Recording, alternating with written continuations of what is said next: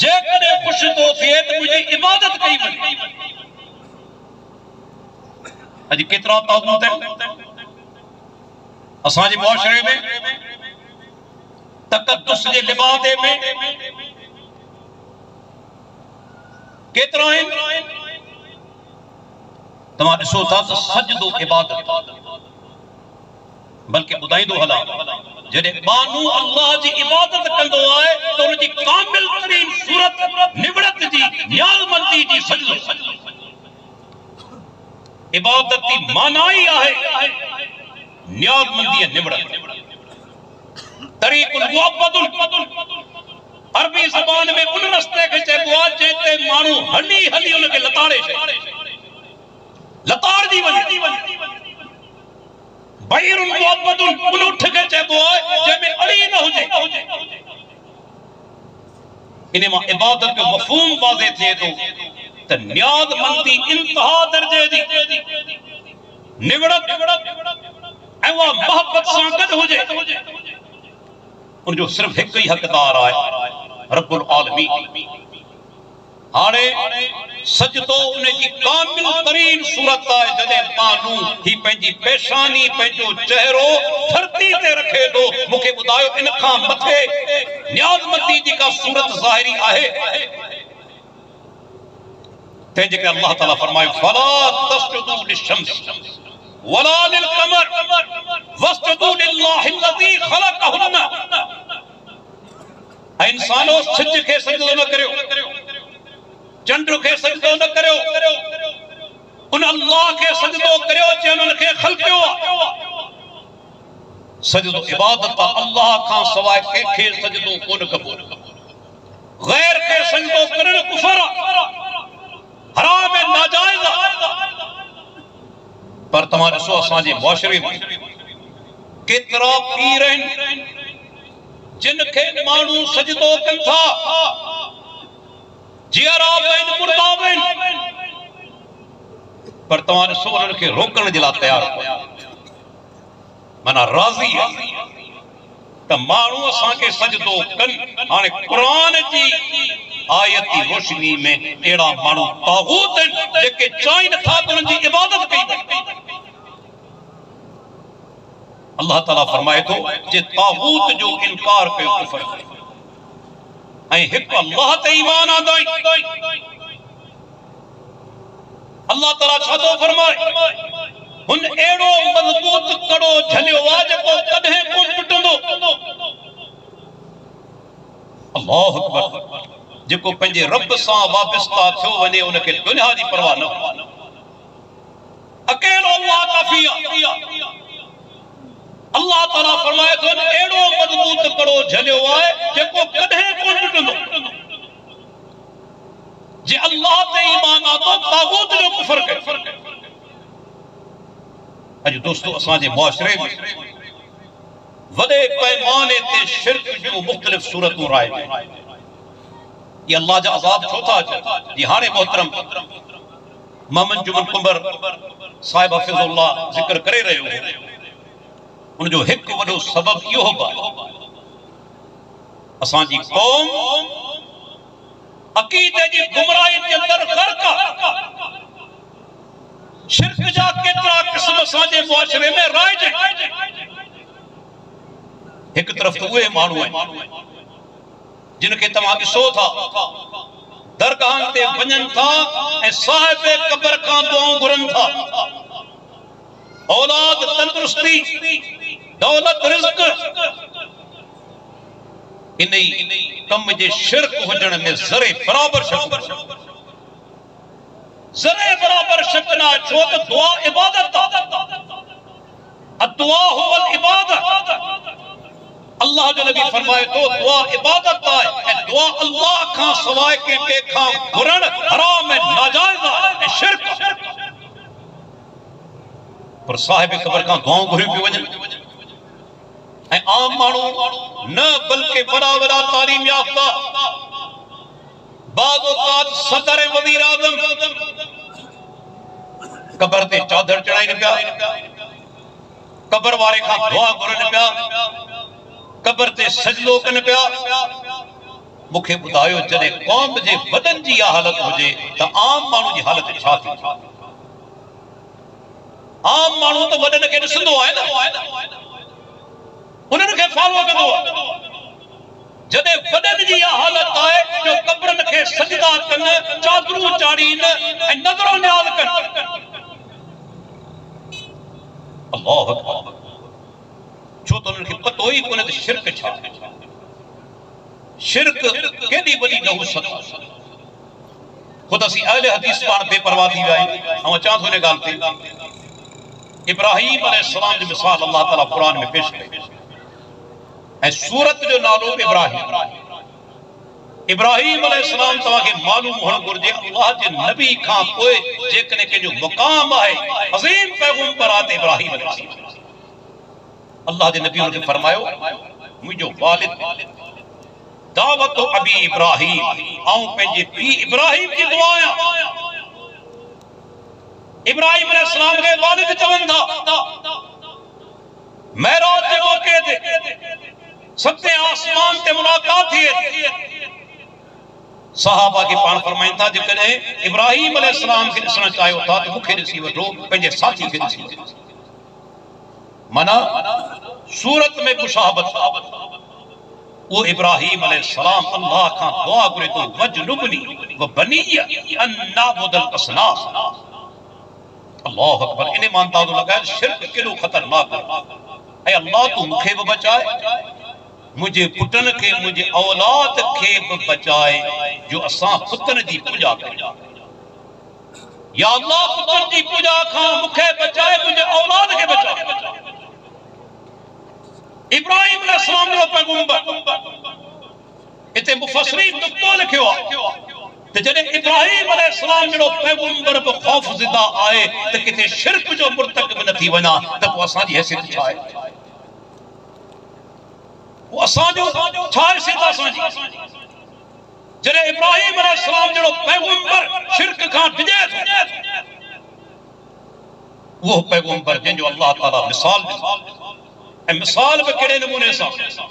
अल्लाह अकबर। क़ुरान मजीद जे अंदर एक आयत आहे जेका बार बार तव्हां उलमा खां ॿुधी हूंदी।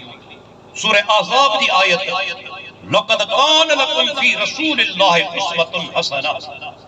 ए मोमिनो तव्हां जे लाइ अल्लाह जे रसूल में प्यारे पैगंबर जी ज़िंदगी में आइडियल आहे सुहिणो नमूनो। जेकॾहिं फॉलो करणो आहे, तरीक़ो अपनाइणो आहे त मुझे प्यारे पैगंबर जो तरीक़ो उन जी जिंदगी के ॾिसो। हाने तकरीबन ये लफ्ज़ इब्राहिम अलैहिस्सलाम ऐं उनजे साथियुनि जे लाइ अल्लाह ताला इस्तेमाल कयो। खोलियो क़ुरान मजीद छा फरमाए सूरह मुमतहिना जे अंदर क़द कान लकुम उस्वतुन हसनतुन फी इब्राहिम वल्लज़ीन मअहू। तहकीक तव्हां जे लाइ सुहिणो नमूनो आहे इब्राहिम अलैहिस्सलाम ऐं उनजे साथियुनि। साॻिया लफ़्ज़ आहिनि उस्वतुन हसना। तव्हां जे लाइ सुहिणो नमूनो आहे इब्राहिम अलैहिस्सलाम में ऐं उनजे साथियुनि में। कहिड़ो नमूनो? अल्लाह ताला पाण तशरीह करे इज़ क़ालू लिक़ौमिहिम इन्ना बुराउ मिनकुम व मिम्मा ताबुदून मिन दूनिल्लाह कफरना बिकुम व बदा बैनना व बैनकुम अदावतु वल बग़ज़ाउ अबदन हत्ता तुमिनु बिल्लाहि वहदा। वही सोचो अज पाण जो इन ते अमल आहे। अल्लाह ताला फरमाए तो जॾहिं इब्राहिम अलैहिस्सलाम ऐं उनजे साथियुनि पंहिंजी क़ौम खे हक़ पंहिंजी क़ौम खे बचायो। हक़ पंहिंजी क़ौम खे बचाइणो आहे। बल्कि सभ खां पहिरियां तबलीग पंहिंजे घर ते पाड़े ते पंहिंजी क़ौम ते कई वञे। ऐं इस्लाम अज़ीम दीन आहे जे अक़ीदे जे फ़र्क़ जे करे क़ौम खे बि टोड़े छॾे। इस्लाम क़ौम परस्ती जी पार करे छॾी। करे गौर त करियो जंगे बदर कंहिंजे दरमियान लॻी आहे। माण्हू चवंदा आहिनि इस्लाम में क़ौम परस्ती आहे।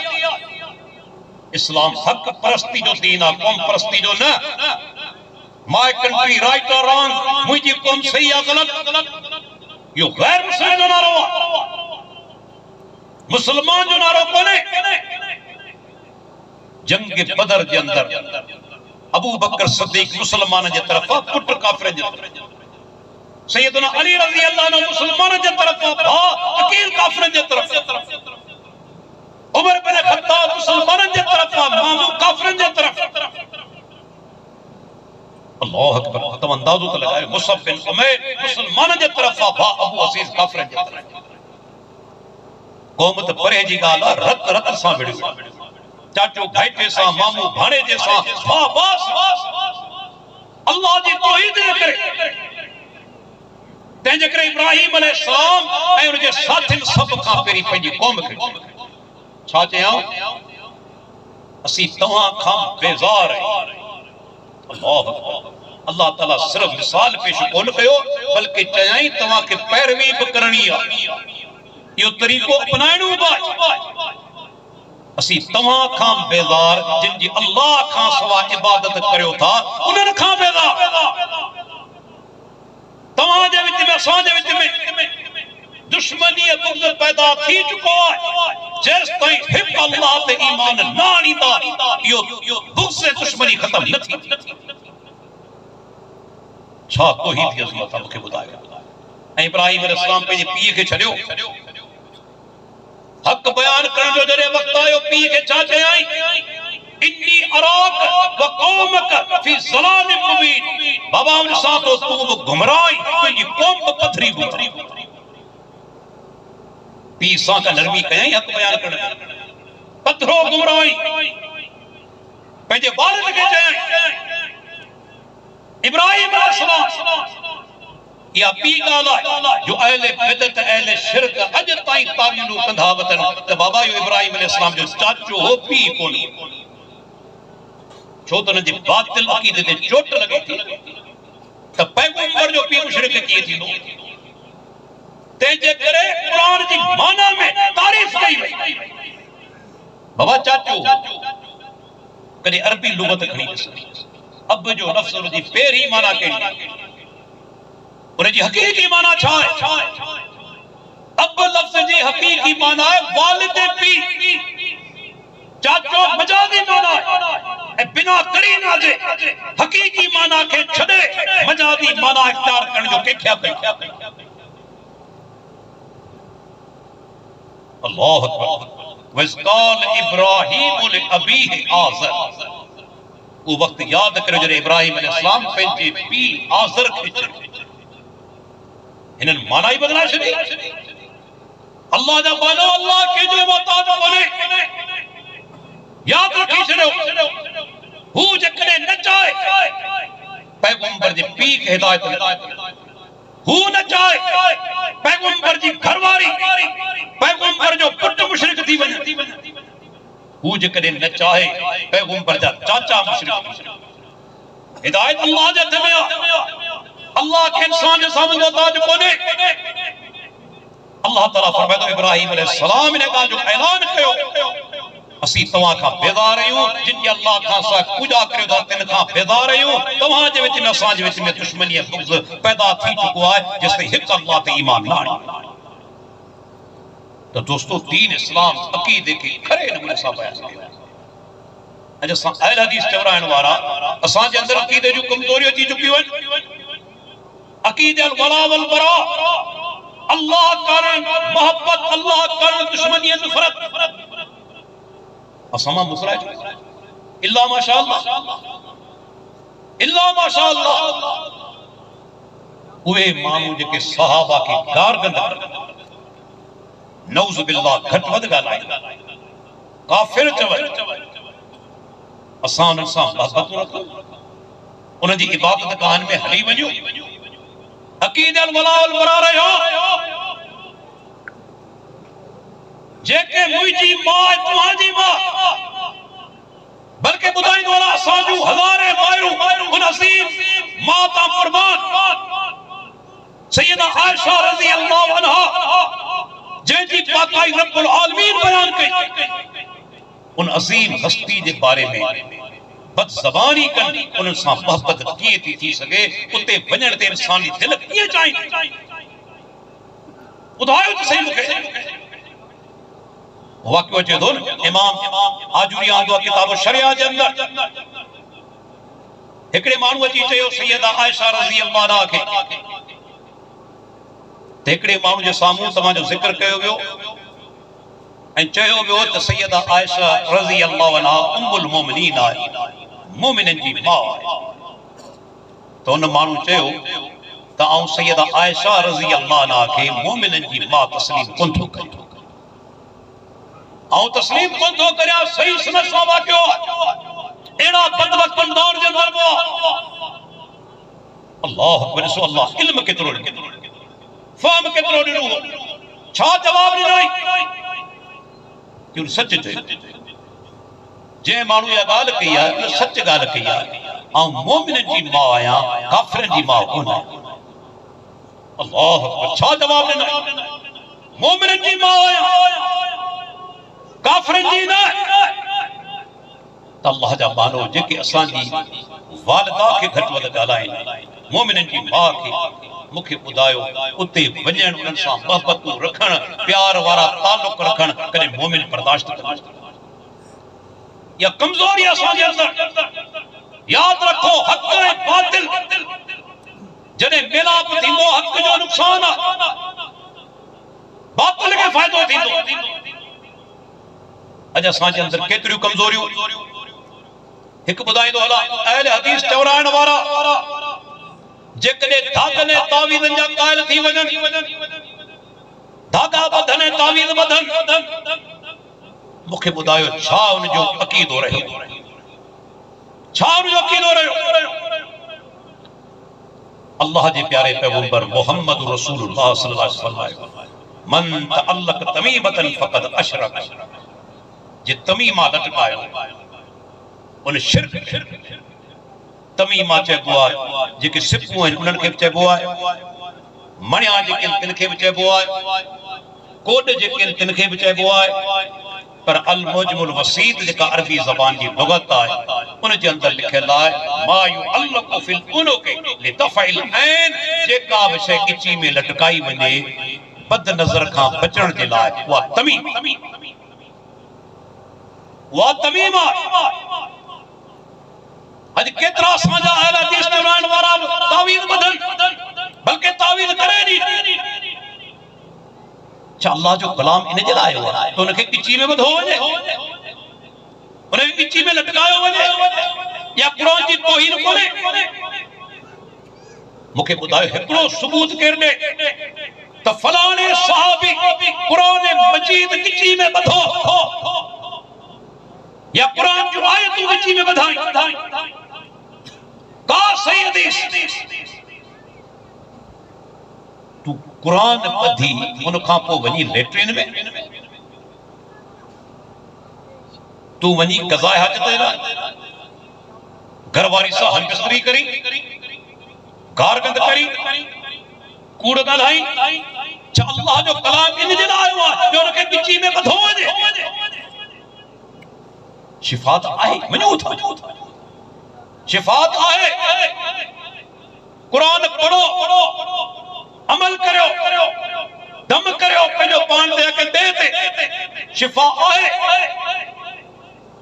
अल्लाह जा मानो अल्लाह त माखी के भी शिफा चए सुभाणे जेकॾहिं माखी जी बोतल तव्हां गिची में ॿधी छॾियो मूंखे ॿुधायो माखी मां शिफा मिलंदी माखी मां शिफा मिलंदी खाइण सां इस्तेमाल करण सां कुरान मां शिफा मिलंदी पढ़ण सां अमल करण सां दम करण सां गिची में ॿधण सां न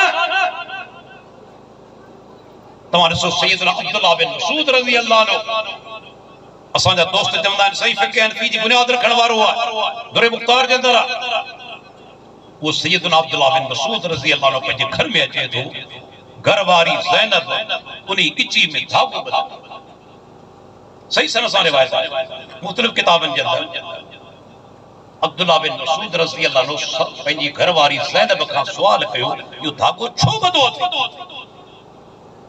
छा जे लाइ इन में हिकिड़ो नुक़्तो आहे इंतहाई अहम नुक़्तो जेकरे सहाबा जे दौर में धागे बधण जो रवाज हुजे हा अब्दुल्ला बिन मसूद पंहिंजी घरवारी खां सुवाल कोन करे छो त जेका शइ राइज हूंदी आहे उन जे बारे में केरु सुवाल कंदो केरु तव्हां खां सुवाल कंदो टोपी तो छो पाती आहे कपड़ा छो पाता अथई छो त इहे शयूं राइज इस्तेमाल कबियूं आहिनि पर अब्दुल्ला बिन मसूद पंहिंजी घरवारी खां सुवाल कयो इहो सबूत आहे सहाबा जे दौर जे अंदर धागे बधण जो रवाज कोन ऐं ॿुधाईंदो हलां डॉक्टर हुजण जे नाते केतिरा तजुर्बा आहिनि जेके धागा ॿधंदा आहिनि तावीज़ ॿधंदा आहिनि से निभागा घणो करे हूंदा ई सही मरीज़ इंतहाई बुज़दिल डिजड़ा धागो टुटो तावीज़ टुटो ही समझो हाने मरी बदन मां साह निकरी तुझो तवक्कुल अल्लाह ते कोन रहियो तावीज़ ते थी धागे ते थी तुम्हारे ठो है इमाम ज़ामिन बददा हाने इमाम ज़ामिन के बचाई असां ते ॾिठो पे जखे जिन इमाम ज़ामिन बदा से गोली का बची सिर्फ गोली का बची कोन सके अल्लाह जा बाना छा ही तावीज़ बचाई छा ही धागा बचाईंदा बल्कि ॿुधाईंदो हला ही जेके तव्हां के धागा करे ॾीन था तव्हां के प्लेटूं ॾेई ॾीन था तव्हां के तावीज़ पढ़ी ॾीन था इन्हनि खे जॾहिं हार्ट अटैक थिए थो न किथे वञनि था कार्डियोलॉजी डिपार्टमेंट में हमरा ॾिसूं त दिल जो शोबो उन जे अंदर दाखिल छो केॾा विया तुंहिंजा तावीज़ केॾा विया तुंहिंजा धागा हत्ता के ॿुधाईंदो हलां जेके तव्हां खे धागा करे ॾीन था तावीज़ करे ॾीन था प्लेटूं ॾेई ॾीन था इहे शुगर जा मरीज़ आहिनि इन्हनि खे अंग्रेज़ी दवा खाइणी पवंदी हिकिड़ो बदन नथा छॾे हाई ब्लड प्रेशर जा मरीज़ आहिनि हिकिड़ी गोरी नथा छॾे सघनि अल्लाह जा बानो जेके अंग्रेज़ी दवाऊं पंहिंजे लाइ इस्तेमाल कनि से तव्हां जूं बीमारियूं छॾाईंदा तव्हां जो कैंसर छॾाईंदा तव्हां जी मत मारिजी वई आहे प्लेटूं जेकी तव्हां जो कैंसर छॾाईंदा जेके पाण शुगर जा मरीज़ चैलेंज आहिनि पीर खे पंहिंजी शुगर त ख़त्म करे ॾेखारे ऐं डॉक्टर आहियां ख़बर आहे शुगर पंहिंजी त ख़त्म करे ॾेखारे हिकिड़ो ॾींहुं पंहिंजी अंग्रेज़ी दवाऊं न खाए त ख़बर पवेसि किथे थी शुगर पहुचे एक बनी रुको ब्लड प्रेशर की हाई ब्लड प्रेशर की गोरी न खाए तो खबर पवेसि कुछ तो कुल खाए कम वठ पान बीमार थिन तो आगा खान में दाखिल पान बीमार थिन तो लियाकत नेशनल में दाखिल आ जो मर्द छदाई ने का थाके तावीज़ प्लेटन जे औ पान एड़ा पीर सुञाणा तो ज़ाती तौर ते औ पान एड़ा पीर सुञाणो तो ज़ाती तौर ते जेके रोजाने शुगर जो ए ब्लड प्रेशर जो गोरियूं खाइन पर मुरीदन के तावीज़ काई मुरीदन के प्लेटूं रखी दी मुरीदन के तागा पड़ी दी था खुद पान अंग्रेजी दवाऊं वापराइन था अल्लाह अकबर सैयदना अब्दुल्ला बिन मसूद रज़ी अल्लाह अन्हु पंहिंजी घरवारी खां सुवाल कयो धागो छो बधो मना रवाज कोन हो कने गौर त कयो ही अमेरिकन यूरोपियन जेके घणो करे त दहरियाब आहिनि ईसाई आहिनि मुसलमान त कोन दुनिया ते हुक्मरानी करे पिया बेहतरीन हथियार इन्हनि वटि दवाऊं सब इजाद इहे कनि हींअर बि कोरोना जी वैक्सीन उन्हनि ठाही आहे दुनिया जे मामले में एतिरा अॻिते आहिनि पर इन्हनि मां के हिकिड़े जी गिची में धागो ऐं तावीज़ आहे तोखां मूंखां त वधीक न टाइम उठाए तोखां मूंखां त वधीक तंदुरुस्त आहिनि असांजी एवरेज उम्र पाकिस्तान वारनि जी 57-58 साल ऑस्ट्रेलिया वारनि जी एवरेज उम्र 80 साल सरासरी 80 साल असां खां वधीक तंदुरुस्त आहिनि कंहिंजी गिची में धागो ॾिठो तावीज़ ॾिठो जेकॾहिं धागो ऐं तावीज़ ज़रूरी हुजे त उहे ॿधनि मानी तुझे लाभ जरूरी है, मुझे लाभ जरूरी है, अमेरिकन यूरोपियन के लाभ जरूरी है, उन खां सवा जिंदा न थो रही सके, सब वापराइन था पर वो धागे खां सवा हलन पिया, तावीज़ खां सवा हलन पिया, माना इन शइ जी का हकीकत। घरवारी चयो तो अब्दुल्ला अख में सूर, एक यहूदी खां पढ़ाए अदब सूर खत्म थी, फायदो भी थियो, फायदो भी थियो, छा सबूत मिलियो? बाज़ औकात नाजायज़ शयुनि मां, हराम शयुनि मां जाम फायदा थियनि था, पर इहो दलील कोन्हे तो शइ हलाल थी वई। शराब है न, शराब में फायदा कोन्हे, व इस्मुहुमा अकबरु मिन नफ़े, फायदा थोड़ा है, नुकसान घणा है, फायदा है, मेडिकल पॉइंट ऑफ व्यू खां फायदा है, को शराब हलाल थींदो? सूअर वजा फायदा है, पर सूअर हलाल थींदो? अल्लाह जा मानो यो को दलील कोने त तावीज़ बदल सा या धागे बदल सा तू समझी तो मुझी बीमारी दूर थी वई ते करे या शे जायज थी वई। घरवारी छा चयो मूंखे फायदो भी थियो, इन में हिकिड़ो नुक्तो याद रखी छजो, दीन जो बुनियाद तजरबात कोने, दीन जो बुनियाद तजरबात नहीं, दीन जो बुनियाद कुरान और हदीस है।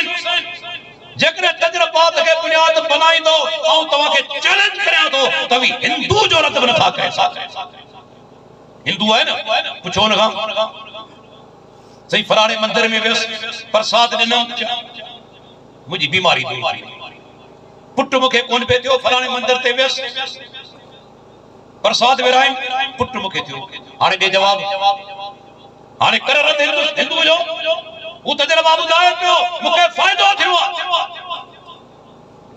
दीन जो बुनियाद तजरबात नहीं, दीन जो बुनियाद अल्लाह जो कलाम है, प्यारे पैगंबर जो फरमान है, जेके कुरान और हदीस जायज चवन वो जायज है, जेके कुरान और हदीस हराम चवन वो शे हराम। अब्दुल्लाह बिन मसूद मुहिद्दीन इंसान हो, अकीदे जी गहराई हुई, अकीदे में खरो हो। घरवारी के कोन चए तो ज़ैनब तू पान टोड़े छॾ, अगते हथ वधाए हदीस जा लफ़्ज़ आहिनि उनखे टोड़े परते चढ़ाए, कुछ तो चवे इन आल अब्दुल्लाह ला गनिया वले शिरक, अब्दुल्ला जी घरवारी, अब्दुल्ला जा घरवारो तवा के शिरक जी जरूरत न आहे, उन खां तवी बेपरवाह आहियो, मुस्तगनी आहियो। छा दलील मिलियो? अब्दुल्ला बिन मसूद धागे के शिरक, धागे के शिरक चई, ये धागा तावीज़ शिरक है। अल्लाह जा बानो पंहिंजो पाण खे बचायो इन शइ खां। हदीस आहे शरह मानिल आसार जी 500 सही सन सां रिवायत आहे, 12 ॼणा आया मुसलमान थिया, 11 ॼणनि खां अल्लाह जे नबी बैत वरती, हिकड़े खे छॾे ॾिनो, बैत कोन वरता। साहबा किराम हैरान थी विया त अल्लाह जे नबी 11 ॼणनि खां त बैत वरती, हिकड़े हमरा खे छॾे ॾिना छो? जॾहिं साहबा जे वेझो थिया ॾिसनि त हुनजे ॾोरे ते वण जो छोटो वण जो छोटो बदल, अॼु बि छोटा बदल था न, अॼु बि तव्हांखे मुसलमान मिली वेंदा छोटा बदल था। 500 मिनट फरमायो हदीस लफ्ज़ में मफ़हूम है त जेस ताईं इहा शइ इन खे ॿधल आहे तेस ताईं मुशरिक मां कान तले, जेस ताईं इहा शइ इन खे ॿधल आहे न मथे आहे इहो माण्हू मुशरिक आहे। पोइ जॾहिं हुन छोडो टोड़े परते उछलायो अल्लाह जे नबी उन खां पोइ बैत, या असांजो प्यारो पैगंबर छा कीते जो गहराई ठोसपन, अॼु असांजी हालत छा आहे? अहल हदीस चवराइण वारा सॼो ॾींहुं रुगो जिन जिन जिन भोपल ॾेठाई। मुंहिंजो नुक्तो यादि रखो, इहो जिननि खे तव्हीं पाण दावत ॾेई हिम्मत अफ़ज़ाई उन्हनि जी करियो।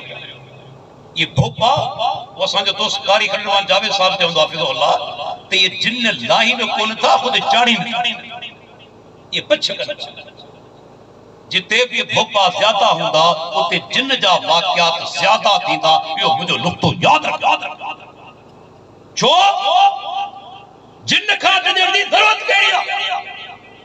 केर थींदो जिन? एडो बेवस लाचार अल्लाह के कलाम के मुकाबले में 500 फरमाइंदा बिस्मिल्लाह करे दरवाजे की कुंडी हणी छद शैतान में ताकत ना जो दरवाजो खोले या तो जो जिन बिस्मिल्लाह करे कुंडी दे दरवाजो खोले न सकदो बिस्मिल्लाह करे मानी खान शुरू कर तो सा कद खाई न सके जेको बिस्मिल्लाह जो मुकाबलो नथो करे सके सो पूरे कुरान जो मुकाबलो छा यो तमाम मतलाई कई खोलो कुरान मजीद सूरह जिन्न कुरान की 72 नंबर सूरत अगे मानू सफर कंदा वा रात जो तो जदे के वादी में तरसी पौंदा वा तो ते उठी ता करे चंदा ओ फला जिन्न असी तुंजी पनाह में अचूं अल्लाह ताला फरमाए तो फज़ादूहुम राका इन शय मुर्गो उन जो दिमाग खराब करे छे उनन के सरकश बनाए छयो जिन दिसण लगा ही इंसान थी असा का डिजन पिया असा जी पनाह तलब करे पिया मुर्गो दिमाग उन जो खराब थियो ये भोपा आने तवी जिनन के हिम्मत अफजाई उन जी करियो था बल्कि पंहिंजे ईमान के कमजोर करियो अल्लाह जा बानो और बार-बार चंदो या डॉक्टर है पेरी गाल ये सिर्फ छोकरी के जिन छोदा नौजवान छोकरी ओढ़ियो तमाम घट एक दफो मु चयो इमाम दादा खिलिया चयो हम दादा जिन पहाड़ बाज होक थी वन इनन के ओढ़ियो न खड़ी जिन को बाज होक थी नौजवान छोकरी सिर्फ नौजवान छोकरी सेब गन करे जाहिल मर्दन के तमाम घट अल्लाह जा बानो 70 सैकड़ों केस उन जे अंदर छोकरियों ज़हनी मरीज डिप्रेशन साइकोसिस बजाय उन जो मेडिकल जो इलाज कराने दे तवान भोपन जे वर चढ़ो था तो खबर भोपा छा था कन मुखे जान है उनके खबर भी हुंदी आती औरत ज़हनी मरीज है पर छाए तहने जो कारोबार कदे सच कोन चंदा इल्ला माशाअल्लाह चंदा बाबा हिन के जिन हर के जिन करे बैठा हर मरीज ने जिन करे बैठा छो तो सनल कारोबार अवां जी ईमान ते धाड़ो न अवां जो ईमान कमजोर जिन खा चले बुझते हैं जेब ते धाड़ो साईं फलाणो जो है ना मौलवी साहब वो पैसा वठे घुर कोन मुझे इहा ही दवा जी बेवकूफी है डॉक्टर दी फी रखेला 1000 500 1500 वठे तो गाल क्लियर है वो घुर कोन कंदो मुर्गो तवी उनके ज्यादा देता मुर्गो तवा के फुरी न पिया ज्यादा पैसा उनके ले होता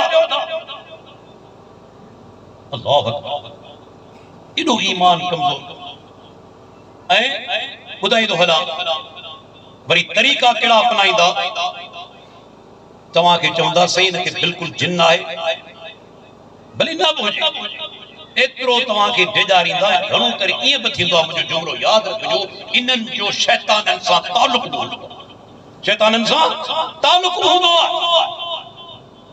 बच्चे बगदाइन फलाने के वजी तंग कर खुद तवान के दावत नहीं पंहिंजे घर में जिन पुराए वरना जिन जी ताकत अल्लाह जी नबी फरमाए जे सूरह अल बकरा पढ़ी बने उन घर बजा शैतान भजी वे आयत कुर्सी नो मुकाबलो न थो करे सके चा कुरान तू न थो पढ़ी सकी दम न थो करे सकी जो तो पेशावर मानू रखे हैं ए वो खबर छा है वरो जुल्म अवां जी ईमान ते बधाड़ो जेब ते बधाड़ो बाज औकात मौको मिलियो त इज्जत ते धाड़ो हणदे देर कोन कंदा इज्जत ते धाड़ो हणदे देर कोन कंदा वो अखबार में खबर मिलियो न जाली पीर मुरीदी ज़ाल खणी फरार थी आऊं चवंदो आहियां जेसी नथो पकड़ जे तेस ताईं सच्चो पकड़ दी पियो त जाली नथो पकड़ जे सब कुछ करे तेस तो ये हकीकी सच्चो पीर पकड़ दी तो हर कोड़ा पीर जाली पीर पीर हुंदा ही जाली हुंदाई जाली तवाजी ईमान ते धाड़ो, जेब ते धाड़ो, तवाजी इज्जत ते धाड़ो। मुखे बुधायो अवां जी नौजवान थी या घरवारी के वठी अकेला ही में हलियो वञे, ये मोमिन आहे? पान सुबरा फरमाइता मन कान युमिनु बिल्लाहि वल यौमिल आखिर फला यखलवन बिइमरातिन लैसा ज़ू महरमिन मिनहा फइन सालिसु शैतान। मुस्नद अहमद। ये जो अल्लाह ते क़यामत ईमान आ के गैर औरत से अकेलो न थिए, अकेलो थींदो त्यो शैतान। तो नौजवान धी उन हवाले करे छे। मौलवी आ सही, मौलवी के नफ्स कोने वाकया अखबार में पढ़ो कोन था, अञा अखियूं कोन खुलियूं आहिनि, वाकया को था पढ़ो। अकेला इख्तियार करण न दियो बिल फर्ज। जेकरे को एड़ो वाकयतन आए आलिम कुरान पढ़ण वारो तदे पान मौजूद रहो। बियो शर्त पंहिंजी न्याणी या घरवारी के बेपर्दा न करे। छो बेपर्दा थिए? टी गाल हथ लगाइण न दियो। शेख इब्न बाज रहमतुल्लाह अलैहि खां के पुछो सही ई भोपाल चवन था जेके फीना रखण वारा हथ लगाइण जरूरी है? शेख चयो न, कुरान जो सरा, कुरान दम कबो आ, फीनो रखबो आ, हथ लगाइण जो को हक उनके कोने। जेकरे एड़ी सूरत हाल अचे अकेला ही न दियो, बेपर्दा न करियो ऐं हथ लगाइण न दियो। अल्लाह जा पानो रुको जिन जिन तवा करे छयो। यो कारोबार बाकायदा कारोबार ऐं पोइ तव्हां ख़बर आहे जो कारोबारी माण्हू हूंदो आहे उहो पंहिंजा सभु ट्रिक्स इस्तेमाल कंदो आहे त कारोबार खे कीअं अञा वधीक फैलाए, अञा वधीक तव्हांखे ले जाए, वधीक ख़ौफ़ज़दा कंदो। तमाम अहले तौहीद, अहले हदीस तव्हां हिननि जिन्हनि खां पिया ॾिजो छा आहे? सुबह शाम जो दुआऊं पढ़ो, कुरान जी तिलावत करो कि जिन जी ताकत ना हुजे, पी जी ताकत ना जो तव्हांखे नुक़सान पहुचाए। अल्लाह जे कलाम में ताकत छा आहे? जबरन ते नाज़िल रब करे आ फाटी पवना। तुंहिंजो जिन बिस्मिल्लाह जो मुक़ाबलो नथो करे सघे। तव्हां एतिरो ढिंढल, एतिरा तो ईसाई भी ढिंढल कोने, तू मुसलमान तौहीदी एतिरो ढिंढे पियो। अल्लाह जा बानो पंहिंजे घर जे अंदर सब खां पहिरीं अकीदो पक्को पुख्तो करियो, नमाज दी पाबंदी करियो, पाकाई इख्तियार करियो, शैतानी शयूं कढो, सुबह शाम जो दुआऊं पढ़ो। का शैतानी को दिन छा नुक़सान कोन पहुचाईंदी। ऐं अहिड़ो को सूरत हाल अची वञे कुरान जी तिलावत करे। कुरान तो साॻियो आहे न, या कुरान जॾहिं घोपो पढ़ंदो तॾहिं ॿियो थी वेंदो आहे। कुरान तो साॻियो आहे, पाण तिलावत करियो। ये माण्हू एतिरा चालाक आहिनि, एतिरा ख़तरनाक आहिनि, छो त हिन जो कारोबार आहे। हर मरीज़ खे चवंदा साईं हिनखे जिन आहे, भले उहो ज़हनी मरीज़ बि हुजे। जी तव्हांखे ॿुधायूं 70% औरतूं घणो करे ज़हनी मरीज़ हूंदियूं आहिनि, 20% अदा करी। हाणे मूंखे हिकिड़ो दोस्त वाक़ियो ॿुधायो, हिंदुस्तान जो मशहूरु आलिम आहे, तव्हां नालो ॿुधो मौलाना जरदीस हफ़िज़हुल्लाह। उन चयो त मूंखे हिकु जॻह ते वठी विया साईं फलाणी छोकिरी खे जिन आहे, ऐं सम्झी वियुसि अदाकारी करे पई। छोकिरी पहिरीं ॾिसंदे हिनखे माना घटि वधि ॻाल्हायो, मुंहिंजे ख़्याल में ख़राब लफ़्ज़ इस्तेमाल कई मौलाना जे बारे में। मौलाना खे पूरी ॼाण हुई थी ठगी पे करे, ॼाण हीअं करियो तेल गरम करे खणी अचो, तेल खे टांडे ते गरम करे खणी अचो, इन छोकिरी जे कन में विझंदासूं, इंशाअल्लाह शैतान टपा ॾी भॼी वेंदी। मुंहिंजो इहो चवण छोरी अची दाऊं कयो न पोइ जिन आई छा थो मूंखे त 20% अदाकारी आहे, मुतालबो वञराइण आहे। शादी करण चाहे थी जे चाहे ते माइट रुकावट भरियल आहिनि, बहाना बनाए थी। ऐं 10% वाक़िअतनि अहिड़ियूं हूंदियूं जिते असर हूंदो, उनजो इलाज इहो पाण नथा पढ़ी सघो। वाक़िअतनि अहिड़ो को माण्हू आहे आलिम दीन जेको बा शराब आहे, बा अखलाक आहे, इन्हनि शयुनि जो एहतमाम बि करे थो, उनखे भले वठी अचो, वरना अल्लाह जा पालो पाण क़ुरान तिलावत करियो। हींअर तव्हांखे वाक़ियो ॿुधाईंदो अञा त ठगी केतिरी थिए थी। इहो वाक़ियो मुंहिंजो पंहिंजो ॿुधल आहे, कंहिंजो ॿुधायल कोन्हे। अल्हम्दुलिल्लाह ये सोशल मीडिया ते ता खबर केतरा मानू राब्ते में अचन था। एकड़े नौजवान मुसा राब्तो कयो, यो पंजो वाक़ियो ॿुधाई थो। एकड़े नौजवान मुसा राब्तो कयो जिसे वो सैयद आया ॿुधाई त असांजे घर के अंदर ये महसूस थियो त छोकरी के शायद छोकरी या छोकरो उनके जिन्न जो असर है।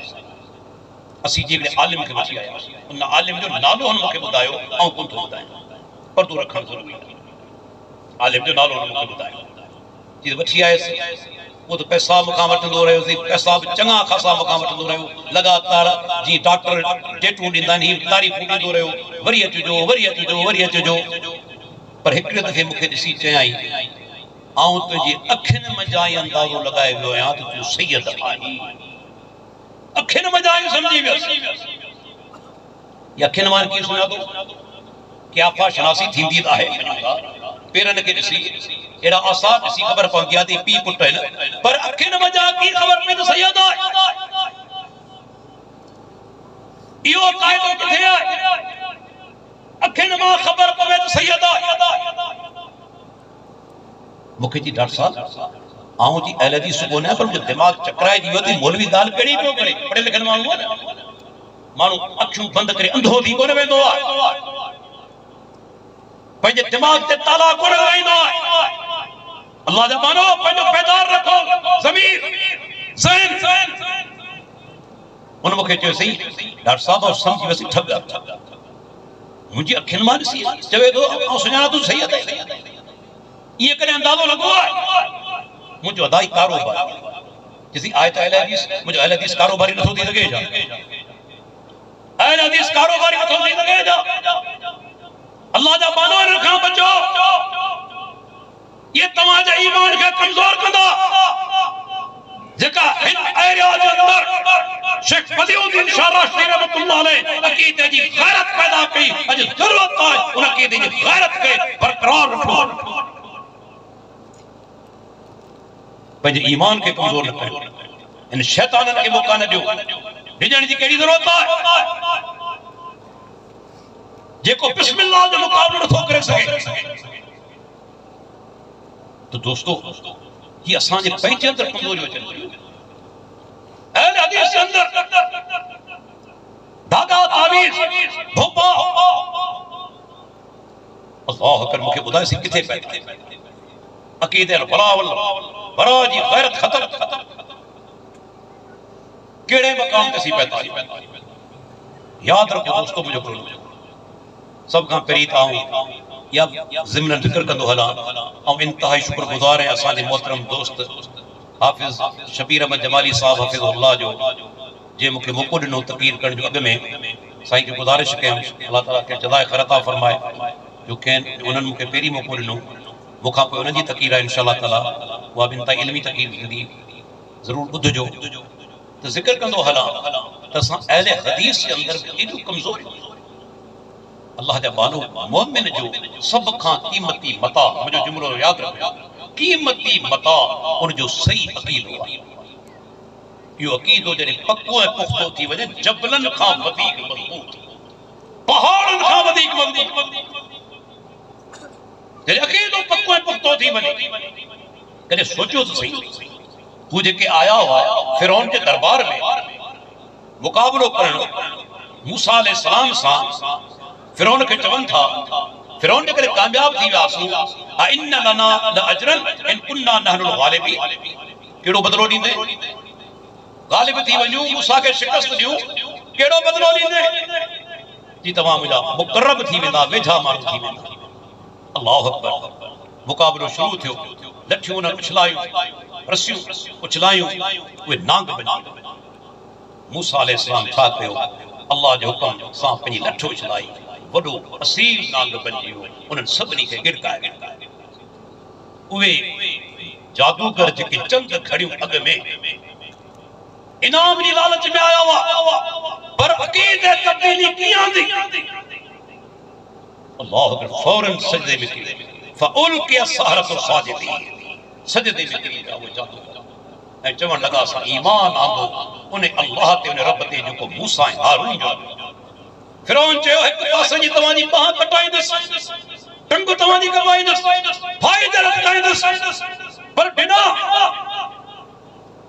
मौत कबूल करना तैयार थिया पर जरे तौहीद दिल में दाखिल थी वरी पोते कोन या की तो तौहीद जरे बाने जे दिल में पक्की पक्को थी वने पुख्तो थी वने ते सवाए अल्लाह जे डप जे ॿियो न के को डप यकीन आखिर में कोई गुजारिश कंदो हला असां जी मोहतरम दोस्त फजीलत शेख प्रोफेसर मोहम्मद जुमन कुंबर हफिज़हुल्लाह मुझे बारे में काफी तारीफी कलमात चई छड़िया आऊं या वज़ाहत कंदो हला त आऊं न तारीफ जे लायक कोन आहियां आऊं हिकिड़ो दीन जो हकीर तालिब इल्म आहियां अल्लाह ताला जे लवारी जे मसले में असांजी मदद कई आहे उहा रब्बुल आलमीन जो फज़ल ऐं करम असांजो इन में का बि हक़ीक़त कोन्हे सॼो फज़ल ऐं करम रब जो अल्लाह जी मदद आहे ऐं यकीन ॼाणो उहा साॻी ॻाल्हि जॾहिं बानो अल्लाह ते तवक्कुल करे निकिरे थो न रब कॾहिं उनखे छॾींदो कॾहिं बि अल्लाह उनखे कोन छॾींदो जॾहिं रब ते तव्हां तवक्कुल कंदे भरोसो कंदे ॿाहिरि निकिरंदा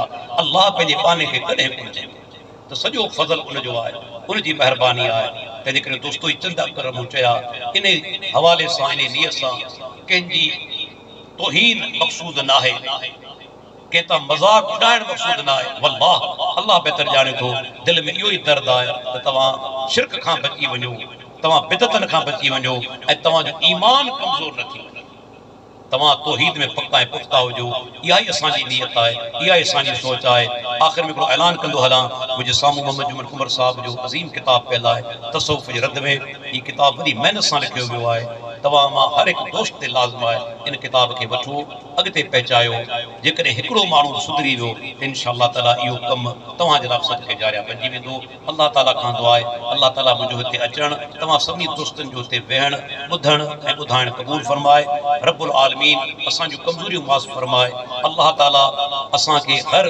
शर ऐं हर शरीर खां महफ़ूज़ रखे अल्लाह ताला असांखे तौहीद में पक्को ऐं पुख्तो करे ऐं असांजो ख़ात्मो ईमान ते फरमाए वाखिरु दावाना अनिल हम्दुलिल्लाहि रब्बिल आलमीन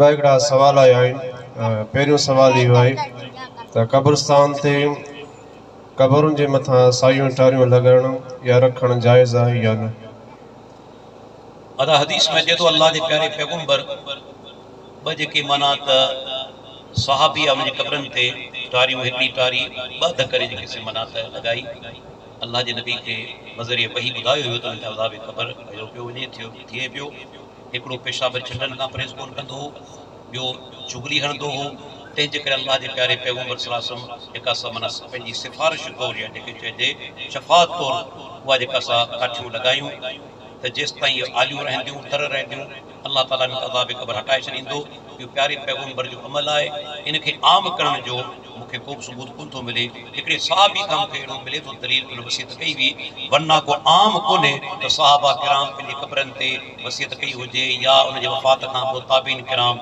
या उनजे माइटनि क़बरनि ते इहे काठियूं हयूं हुजनि तंहिंजे करे इन खां परहेज़ करणु बहितर आहे छो त अल्लाह जे नबी खे हुते ॿुधायो वियो त हिननि ते अज़ाब क़बर थिए पई तंहिंजे करे प्यारे पैगंबर उहे जेके सिमन टारियूं लॻायूं असां इन खां इज्तनाब करियूं बचूं इहो ई कमु बहितर जज़ाकल्लाहु खैर ॿियो सवाल आहे त हिकु शख़्स दुनिया मां वफ़ात करे वञे ऐं उनजे नाले ते दीनी प्रोग्राम या जलसो कराइण जाइज़ आहे या न अदा इन हवाले सां मूंखे को दलील ज़हन में कोन थो अचे अल्लाह जे नबी खां जॾहिं माना त सहाबा सुवाल कयो त मुंहिंजी वालिदा गुज़ारे वई या वालिद गुज़ारे वियो त उन्हनि अल्लाह जे नबी उन्हनि लाइ माली सदक़े जो हुकुम ॾिनो के पाणी जो खूह कोटराए छॾियो के बाग माना सदको करे छॾियो किथे बि सबूत कोन्हे त सहाबा किराम माना त पंहिंजी वालिदा या वालिद जी वफ़ात खां पोइ को माना अहिड़ो दर्स करायो हुजे गॾु थिया हुजनि त उनजो सवाबु जेको मुंहिंजे पीउ माउ खे पइजे इन जो को बि जेको माना सबूत असांखे वाज़े कोन थो मिले तंहिंजे करे उहे कम कया वञनि जेके अहादीस मां साबित आहिनि इन में असांजो छुटकारो आहे इन में असांजे लाइ निजात आहे।